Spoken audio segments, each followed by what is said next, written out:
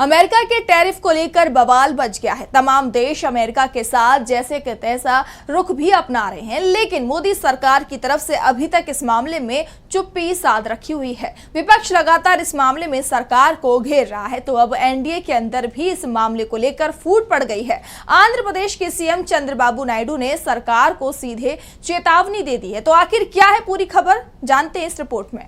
अमेरिकी टैरिफ से पूरी दुनिया में हड़कंप मचा हुआ है। इसे लेकर भारत की सियासत भी गरमाई हुई है। मोदी सरकार के रवैये पर सवाल उठ रहे हैं। विपक्ष के बाद अब बीजेपी के सहयोगी भी मोदी सरकार से नाराज दिखाई दे रहे हैं। आंध्र प्रदेश के सीएम चंद्रबाबू नायडू ने ट्रंप के टैरिफ को लेकर अब मोदी सरकार को ही घेर लिया। उन्होंने सरकार को चेतावनी देते हुए कहा कि अगर अमेरिका को जवाब नहीं दिया गया तो इसका जबरदस्त नुकसान उठाना पड़ेगा। नायडू ने इसे लेकर केंद्र सरकार को चिट्ठी लिखी है, जिसमें उन्होंने कहा है कि झींगा मछली जैसे उत्पादों पर अमेरिका ने टैरिफ लगाया है, जिससे हजारों लोग प्रभावित हो रहे हैं।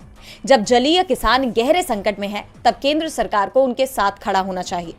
भारत अमेरिका के व्यापार और इस टैरिफ से भारत को होने वाले नुकसान का ब्यौरा देते हुए नायडू ने अपने पत्र में लिखा कि अमेरिकी प्रशासन ने भारत से समुद्री खाद्य निर्यात पर 27% आयात शुल्क लगाया है।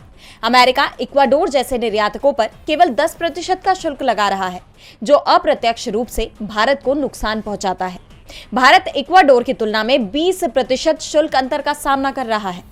बता दें कि सिर्फ नायडू ही नहीं, बल्कि आरबीआई की गवर्नर संजय मल्होत्रा ने भी इस पर चिंता जाहिर करते हुए कहा कि टैरिफ से देश के निर्यात पर असर पड़ेगा। अब इस पर सरकार क्या प्रतिक्रिया देती है, ये देखने वाली बात होगी।